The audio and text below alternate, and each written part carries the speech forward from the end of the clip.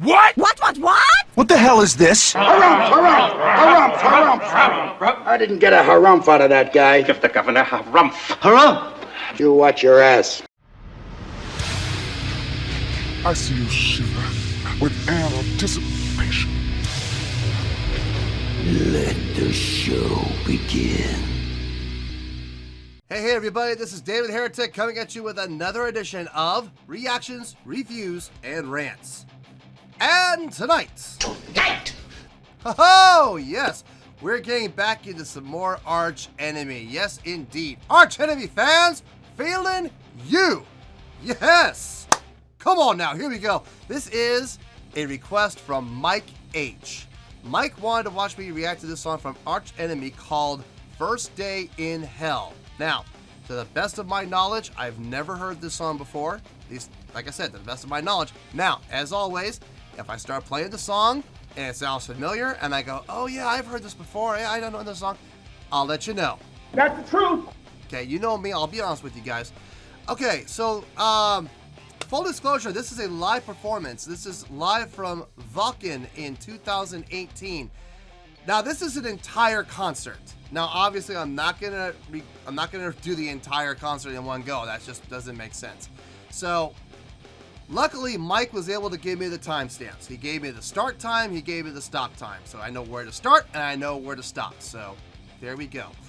This was originally posted by Daniel Therion, and this video has, the entire concert has, 207,959 views. It'll get you there. Other than that, there's really nothing else left to say. Link to the original video will be down below in the description for your viewing pleasure at your leisure. Let's get started. What do you say? Are you ready? Are you ready? Because here we go. All right, here we go. Arch Enemy with Live at Vulcan 2018. Now remember, the name of the song is First Day in Hell. It doesn't list it here. It's the entire concert. Just a heads up, if you want to watch First Day in Hell on your own, you go to the link. You're going to want to go to the 40-minute and 55-second mark. Just letting you know, okay? Trying to help you guys out here. All right, let's do this. All right, boy, let's do this.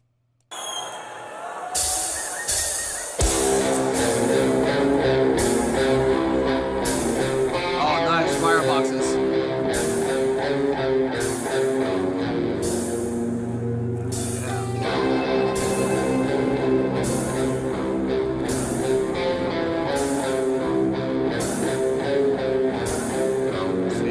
Guys, stay together.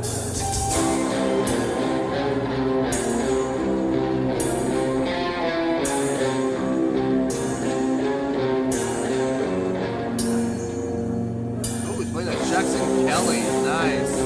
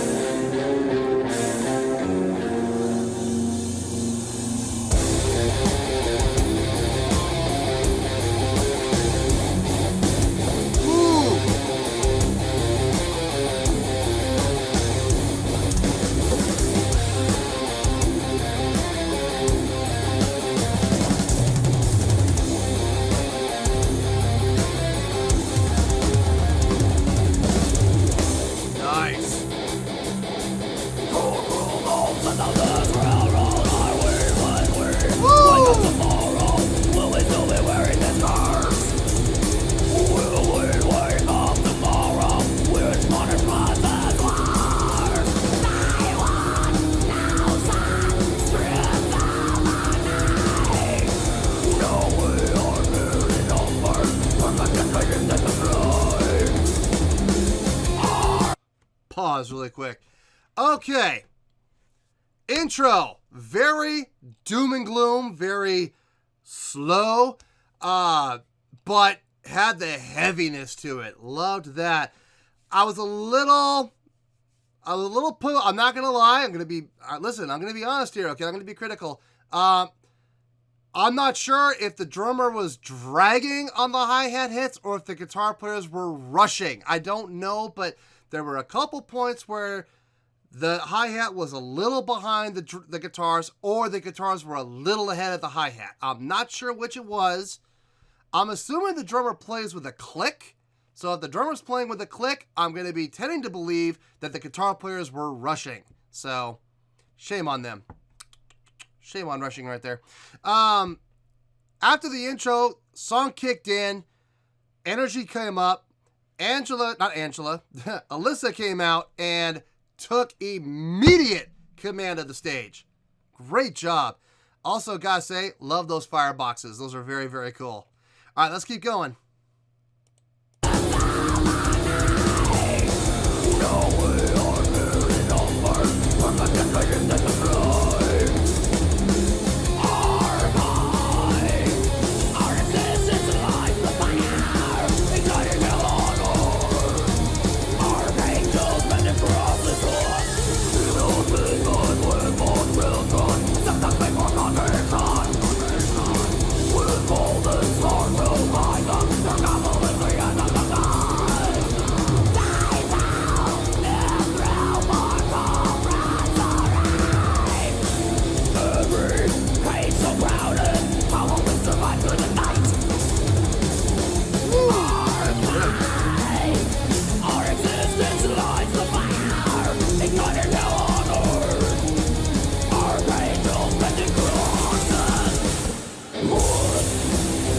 Oh, back into that slower time, yes.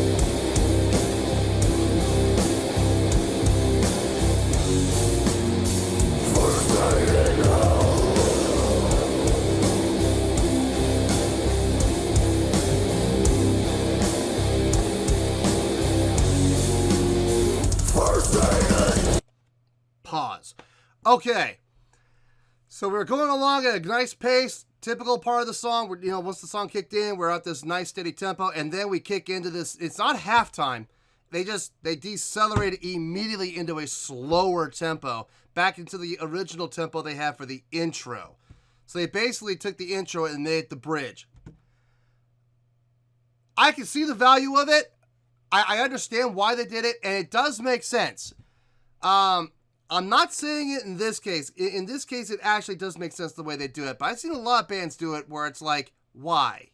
Why'd you do that? Why don't you just come up with a different bridge, you know? But I liked the intro so much, and the intro was such a powerful thing. It had so much, not energy, but it had so much power behind it. I could see them wanting to bring it back. So this wasn't done out of laziness. This was done out of feel. Like this, it makes sense to do it. And I agree. I've seen other bands do the same thing with intros that aren't so strong. They're just, they're cool intros, but they take the intro and they put it in there as the bridge, and they say, that's the bridge, and we're geniuses. No, you're not. You copied and pasted. Control-C, Control-V, ha-ha. That's what they did. So, you know, it's like, okay, big freaking deal. Doesn't take a genius to do that. I do it all the time. So, well, I do it with when I take requests. I copy the request and I paste it into my document. So I Control-C, Control-V all the time. That's not genius. It's time saving is what it really is. Anyway, I'm liking the feel of this. I'm liking the use of the pyro. Pyro in the daytime. Let's be honest here. It's cool. It's not as cool as if it were at night. So I'm glad they're doing it. Don't get me wrong. I'm thrilled that they're still using the pyro. It's still effective. I just wish it was nighttime so we could get the full effect of it, but that's okay. Anyway, let's keep going here.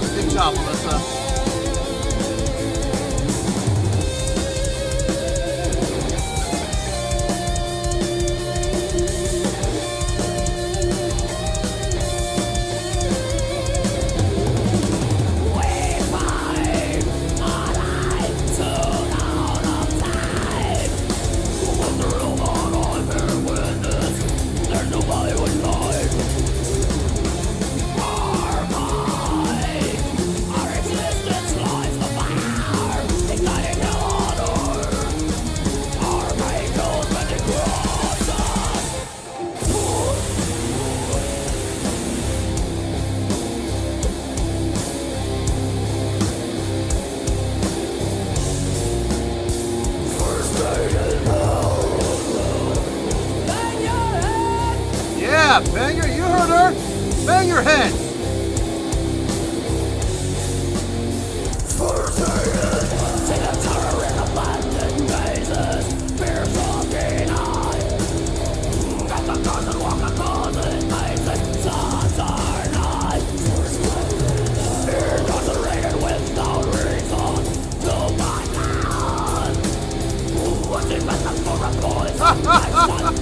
Bow down, that's right. Bow down. Woo! Nice. Nice. Wait, is there more? I don't think so. I think that was the end. I don't remember the ending timestamp. Oh no!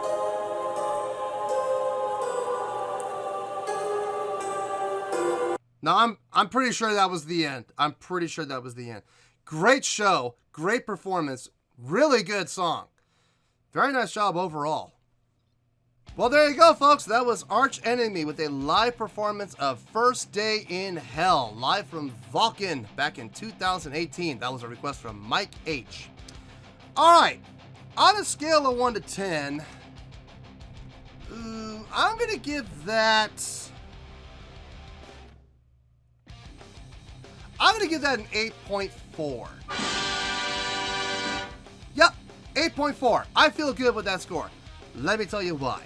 Okay. Why? Song. The song itself, really well constructed. I already talked about how they took the intro and made that, I might be wrong actually now that I think about it, because once they went into that breakdown, it stayed there the rest of the time. So, it's completely unconventional. They took the intro and made it like the second half of the song. So they had intro, first half sped up, second half was just like the intro. It's an unusual way to write a song, but I liked it. I mean, I liked that transition. I really, between the two parts, between the faster part and the slower part, I'm gonna be honest with you, I liked the slower part better. So I'm glad they did that. It fit me perfectly. Loved it. The guitar playing between those two guitar players. Someone mentioned to me, actually a few people mentioned to me who they are. I forgot their names already. I am terrible with names. Look how long it took me to remember the members of Pearl Jam. It took me doing like 10 reactions to them before I finally learned Jeff Ament's name. Forget about the guitar players. I learned Jeff's name. It took me 10 reactions to do it. So I'm terrible with names. I'm sorry. But the two guitar players really complement each other well. The more I see them live, the more I appreciate their ability to play in unison. Playing in unison when you're two different guitar players playing two different notes and having perfect synchronicity, which they did, that is not easy. Playing the exact same, well, not even the exact same notes, playing harmonizing notes at the exact same time with the exact same picking. That is not easy. That takes a lot of practice. If you guys have ever watched the cartoon Metalocalypse, with Death Clock, you'll see those episodes where, Toki and Swissgar are recording or whatever, and they're having trouble syncing up and whatnot. It just reminds me of that. Every time I hear about guitar players playing in sync, it reminds me of that and how hard it is. It's not easy. Bass player. I know I don't really talk about the bass player in this band a whole lot, and it's shame on me because I really should. This guy is a beast. This guy is a great bassist. He has a great understanding of what it means to be able to sit back in the pocket and stay with the drummer, keep the groove going, keep the song driving forward, yet at the same time, when it's necessary and when it's needed, he comes up and does melody lines with the guitar players while not losing the pocket. That is not easy to do. That is very, very difficult to do, actually, because you'll get so carried into the melody and wanting to follow the guitar players that when you get back into the groove, you have to take a couple of beats to sit back again with the drummer. Not this guy. This guy gets right to it. And very impressive part on his very impressive job on his part, I should say. All right, the drummer, great fills, great feel. My interpretation of this guy's playing, it seems to be like, how should I say this? very, how should I say this? It's drum heavy. And the people are going, what? You're out of your mind. Of course it's drum heavy. He's a drummer. No. He relies a lot more on his drums than he does on his cymbals. He uses cymbals too, don't get me wrong. He does use the cymbals, but not as much as other drummers typically do. He seems to rely more on hitting his toms and hitting his snare and really on that kick a lot. He does use his cymbals, but not as often as I've seen other drummers do in this style of music. So I like that. Don't get me wrong, I do like cymbals. I like cymbals being used, but I like heavy drums. I do. I'm sorry, that's a personal preference of mine. So I like the heavier drums. Alyssa, I cannot talk enough about what a great stage general she is, man. The song started out with that intro, and she comes out of nowhere, right?